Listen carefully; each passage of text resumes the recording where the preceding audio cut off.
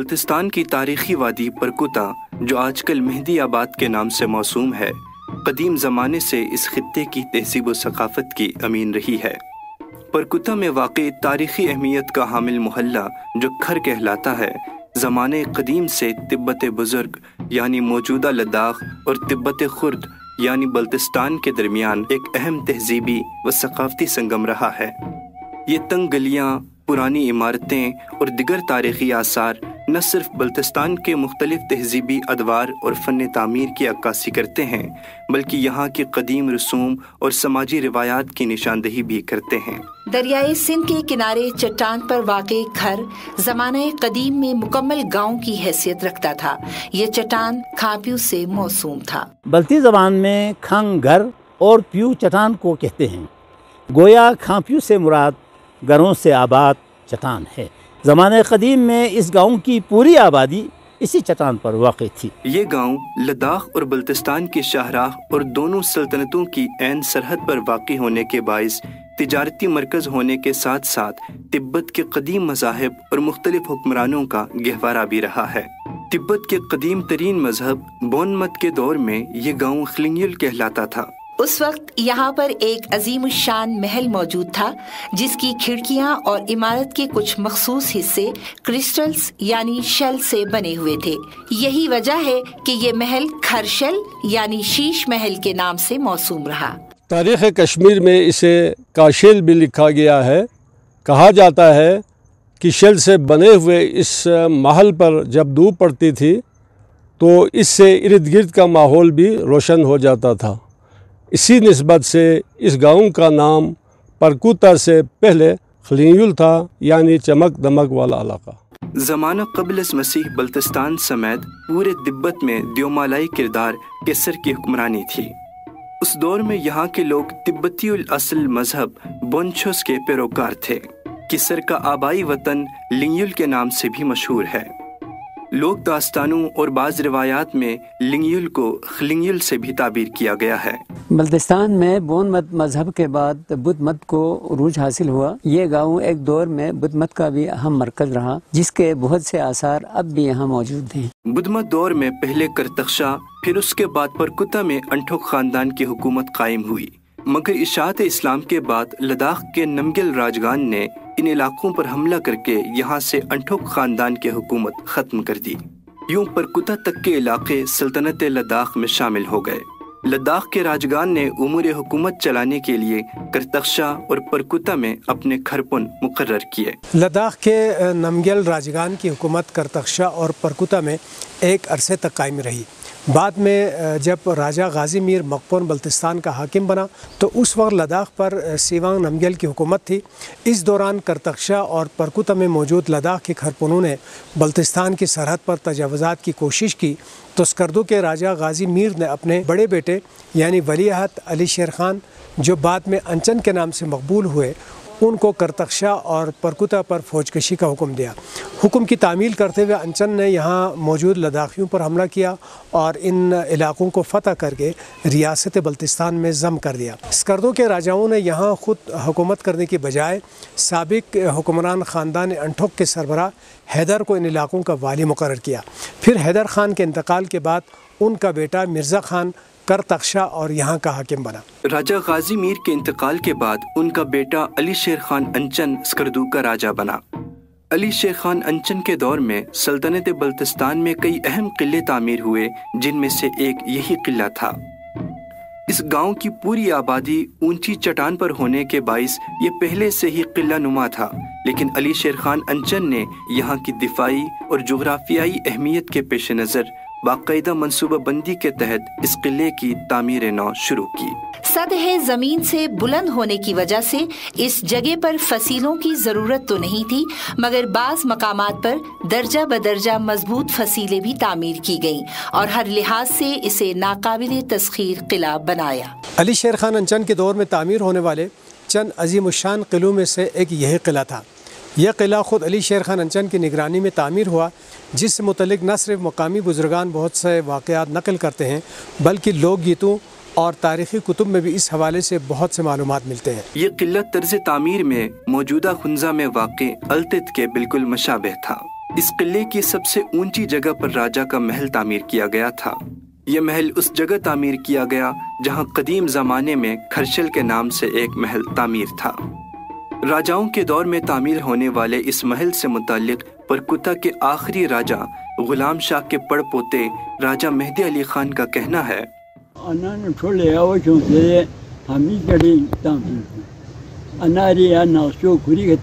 ہمارے اس محل کو ڈوگرا دور میں پرکتا سے کھول کر دریائے سندھ کے ذریعے اسکردو لایا گیا۔ ڈوگروں نے اسی نقشے کے مطابق اس محل کو اسکردو رمبیر گڑھ یعنی موجودہ حمید گڑھ میں دوبارہ تعمیر کیا اور اسے ریونیو کا دفتر بنا دیا۔ اس محل کے اسکردو منتقل ہونے کے بعد پرکتا قلعے کی تاریخی و ثقافتی اہمیت کو بہت نقصان پہنچا۔ مقپون راجگان کے دور میں یہاں قلعہ تعمیر ہوا۔ چونکہ بلتی میں قلعے کو کھر کہتے ہیں، اس لیے اس کے نام کھر پڑ گیا اور آج بھی یہ محلہ کھر کے نام سے مشہور ہے۔ اس قلعے کے اندر 2 سے 3 منزلہ مکانات تھے جو ایک دوسرے سے باہم متصل تھے۔ ہر منزل میں ایک خاندان رہائش پذیر تھا۔ زیادہ تر گھر 2 یا 3 کمروں پر مشتمل تھے۔ انتظامی طور پر یہ قلعہ 4 محلوں میں منقسم تھا۔ سب سے اوپر والا محلہ جہاں راجہ کا محل تھا اسے اپلچارا محلہ کہا جاتا تھا، اس کے نیچے گومڈروں، پھر سکلڈروں، آخر میں گمبڈروں والوں کا محلہ تھا۔ راجاؤں کے عہد کے دوران گمبڈروں کو منڈروں کے نام سے پکارا جانے لگا اور یہ آج بھی اسی نام سے جانا جاتا ہے۔ ان 4 محلوں کی علیحدہ علیحدہ مساجد تھیں، جن میں سے 2 آج بھی اپنی قدیم حالت میں موجود ہیں، جبکہ 2 مساجد نئے سرے سے تعمیر کی گئی ہیں۔ سکلڈرونگ مسجد کو پورے بلتستان میں ایک معتبر عبادت گاہ کا درجہ حاصل تھا۔ لوگ دور دراز علاقوں سے یہاں آ کر نماز کے بعد اپنی منتیں مانگتے تھے اور تیقن کے ساتھ لوٹتے تھے۔ اس قلعے میں داخل ہونے کا صرف ایک ہی صدر دروازہ تھا۔ یہ مرکزی دروازہ غبگی کھریستغو کہلاتا تھا۔ غبگیا بلتی زبان میں 500 کو کہا جاتا ہے، کھر یعنی محل یا قلعہ، اور ستغو صدر دروازہ کو کہا جاتا ہے، یعنی 500 چولوں یا گرانے پر مشتمل قلعے کا صدر دروازہ۔ صدر دروازے پر ہمیشہ 2 دربانوں کی نگرانی میں ایک منادی اور چند فوجی نگہدار متعین ہوتے تھے۔ شام کے وقت دروازہ بند ہونے سے پہلے منادی بآواز بلند ندا دے کر باہر موجود لوگوں کو اندر بلاتا تھا۔ یوں شام سے لے کر صبح طلوع آفتاب تک یہ دروازہ ہر قسم کی آمد و رفت کے لیے بند ہوتا تھا۔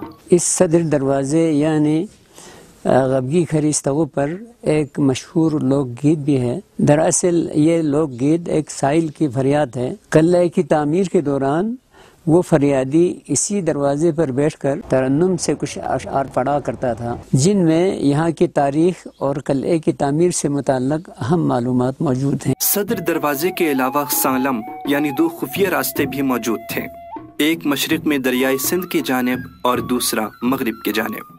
یہ خفیہ راستے جنگ کے دوران قلعے کے محاصرے کی صورت میں آمد و رفت اور پیغامات کی ترسیل کے ساتھ ساتھ شہزادیوں کو بحفاظت قلعے سے باہر نکالنے کے لیے بنائے گئے تھے۔ قلعے کے صدر دروازے کے باہر مشرق کی جانب ایک تالاب موجود تھا۔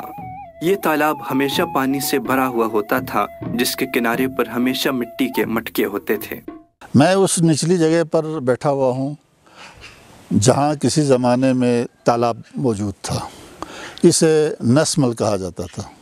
اس تالاب کو بنانے کے مقصد قلعے میں آتش زدگی اور دیگر ہنگامی حالات کے دوران بروقت پانی مہیا کرنا تھا۔ یہاں جب بھی آتش زدگی ہوتی تھی تو تالاب کے کناروں پر موجود مٹکوں کے ذریعے جائے حادثہ پر پانی پہنچایا جاتا تھا اور آگ بجھائی جاتی تھی۔ اس تالاب تک پانی لانے کے لیے خصوصی طور پر مٹی کے پائپ بنائے گئے تھے، جن کے ذریعے تاریخی چوپال شنگل کے کول سے پانی لایا جاتا تھا۔ شنگل بلتی زبان میں چنار کو کہتے ہیں۔ پرکوتا کے یہ دونوں چنار صدیاں گزر جانے کے باوجود آج بھی موجود ہے۔ ان کا شمار بلتستان کے قدیم ترین چناروں میں ہوتا ہے۔ اس تاریخی چوپال پر اکابرین علاقہ کی ہر روز بیٹھک ہوتی تھی، جہاں بیٹھ کر علاقائی و معاشرتی معاملات زیر غور لائے جاتے تھے اور یہیں پر تنازعات کے حل کے لیے عدالتیں بھی لگتی تھیں۔ یہ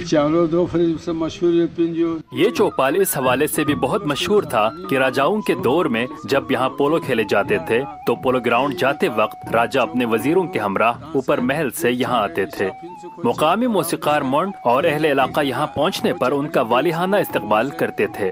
یہاں خاصا دیر تک علاقائی رقص و موسیقی کا اہتمام ہوتا تھا، جس کے بعد راجا اہل علاقہ کے ہمراہ شغرن یعنی پولو گراؤنڈ کی طرف جاتے تھے۔ یہ گاؤں بلتستان اور لداخ کی معیشت کا بھی اہم مرکز رہا ہے۔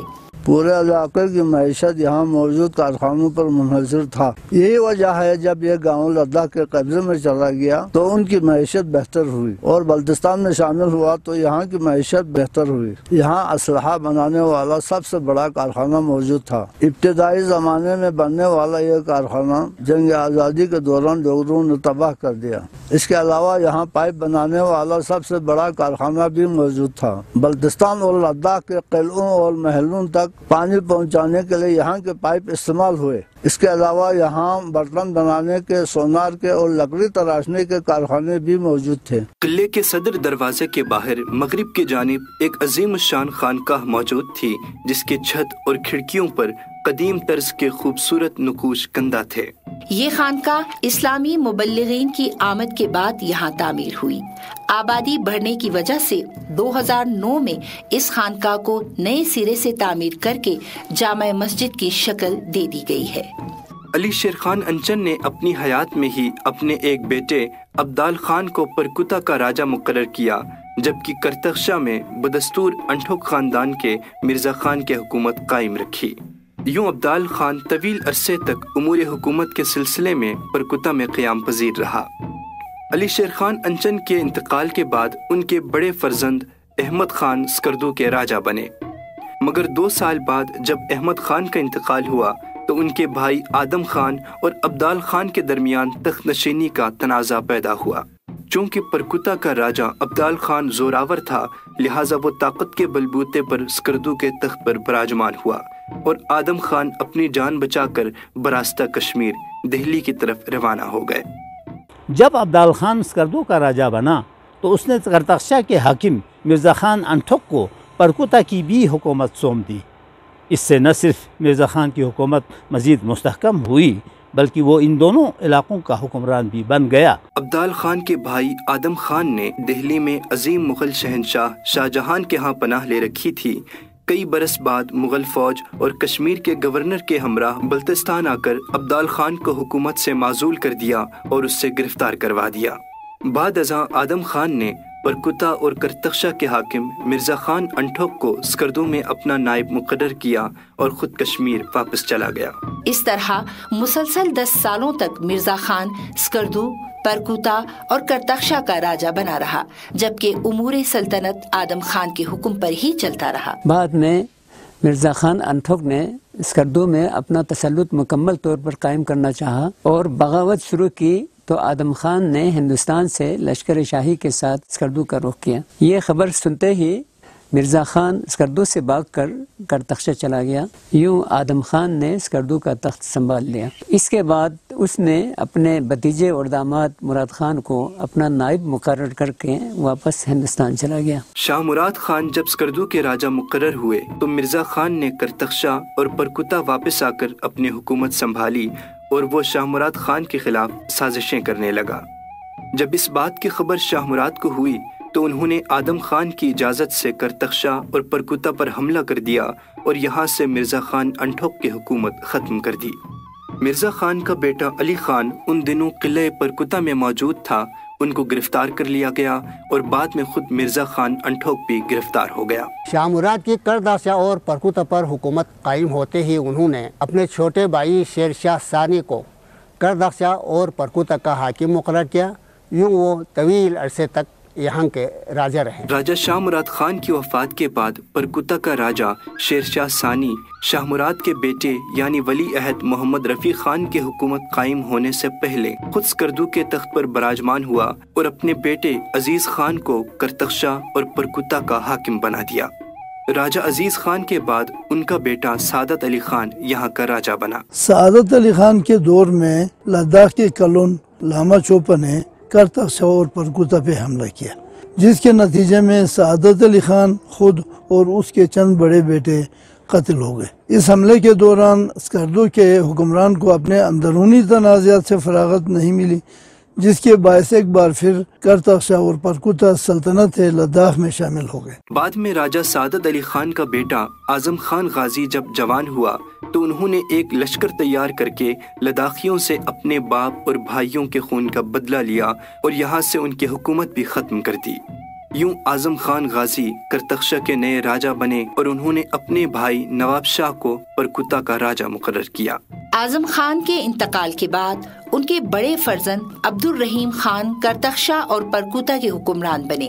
عبد الرحیم کی رحلت کے بعد ان کے بیٹے محمد علی خان اور محمد علی خان کے بعد ان کے فرزند علی شیر خان کرتخشا کے نئے راجہ مقرر ہوئے۔ خرمنگ کے راجہ علی شیر خان اسکردو کے راجہ احمد شاہ کا بھانجا تھا۔ بعد میں راجہ علی شیر خان اور راجہ احمد شاہ کی بیٹی شاہ جہان بیگم رشتہ ازدواج میں منسلک ہوئے، مگر ان کے ہاں کوئی اولاد نہیں ہوئی۔ اس پر راجہ علی شیر خان نے خرمنگ کے ایک سید زادی سے دوسری شادی کر لی، جس پر راجہ احمد شاہ اور راجہ علی شیر خان کے درمیان معاملات خراب ہو گئے۔ راجہ احمد شاہ پہلے سے ہی امور حکومت کے سلسلے میں راجہ علی شیر خان سے مطمئن نہیں تھے، مگر بعد میں جب راجہ علی شیر خان کے فیصلے بھی ان کی منشا کے برعکس ہونے لگے تو راجہ احمد شاہ نے اپنے بیٹے یعنی ولی عہد شاہ مراد کو کرتخشا پر لشکر کشی کا حکم دے دیا۔ یہ وہی دور تھا جب اسکردو کے راجہ نے انتظامی طور پر پرکوتا کو کرتخشا سے نکال کر اسکردو میں شامل کیا تھا اور راجہ احمد شاہ کے چھوٹے بھائی غلام شاہ کو پرکوتا کا راجہ بنا دیا تھا۔ شاہ مراد نے والد کے حکم پر اسکردو، پرکوتا اور شگر کے لشکر کے ہمراہ جب کرتخشا کا رخ کیا تو علی شیر کرتخشا سے راتوں رات لداخ کی طرف بھاگ گیا۔ اس واقعے کے بعد اگست 1835 میں احمد شاہ کے ولی عہد شاہ مراد کا انتقال ہوا۔ اس کی وفات کے بعد راجہ احمد شاہ نے اپنی دوسری زوجہ کے بیٹے محمد علی خان کو اپنا ولی عہد مقرر کیا، جو زوجہ اول کے بیٹے محمد شاہ کو ناگوار گزرا۔ زوجہ دوم کی حکومتی امور میں مداخلت اور ان کی فرمائش پر خود کو ولی عہدی سے محروم کرنے پر محمد شاہ نے اپنے والد راجہ احمد شاہ کے خلاف قیام کا فیصلہ کیا اور لداخ جا کر ڈوگروں سے کمک مانگی۔ اس دوران خرمنگ کے راجہ علی شیر بھی اپنے ساتھ ہونے والے سلوک کا انتقام لینے کے لیے ڈوگروں سے رابطے میں تھا۔ یوں محمد شاہ اور علی شیر کے منشا پر جنوری 1840 میں ڈوگرا فوج جرنیل زوراور سنگھ کی قیادت میں بلتستان پر حملہ آور ہوئی۔ اس حملے میں جہاں بلتستان کے بہت سے لوگ شہید ہوئے، وہاں اس گاؤں کے ثقافتی املاک کو بھی بہت نقصان پہنچا۔ یوں ڈوگروں نے 108 سال تک بلتستان پر حکومت کی۔ 1948 میں ڈوگروں کے خلاف لڑی جانے والی جنگ میں بھی اس گاؤں کا کردار بہت اہم رہا۔ یہاں آزادی گلگت بلتستان کی فیصلہ کن جنگ لڑی گئی۔ 40 دنوں تک لڑی جانے والی اس جنگ کی داستانیں تاریخ کی کتابوں اور جنگ آزادی کے ہیروز کی زبانی محفوظ ہیں۔ یہاں کے لوگ جس طرح جنگ میں شریک ہوئے اور مجاہدین کی خدمت کی، وہ قابل تحسین ہے۔ یہ گاؤں بلتستان اور لداخ کی شاہراہ پر واقع ہونے کی وجہ سے ہمیشہ اندرونی اور بیرونی حملوں کی زد میں رہا۔ یہاں کے لوگوں نے بلتستان کے لیے ہر دور میں لازوال قربانی دی ہے۔ میری زندگی کا ایک طویل عرصہ یہاں گزرا ہے۔ اس دوران میں نے جنگ آزادی اور دیگر ادوار کی تباہ کاریوں کو اپنی آنکھوں سے مشاہدہ کیا ہے اور ان عظیم ہستیوں کی زبانی ان واقعات کو سنا ہے جسے سن کر دل خون کے آنسو روتا ہے۔ لداخی راجگان اور مقامی حکمرانوں کی یلغار ہو یا ڈوگروں کی یورش اور جنگ آزادی کی شورش، موسمی تغیرات ہوں یا قدرتی آفات کے اثرات، ہر طرح کے نامساعد حالات کے باوجود یہ تاریخی محلہ اپنی عظمت رفتہ اور عہد گزشتہ کی یادگار بن کر آج بھی قائم و دائم ہے۔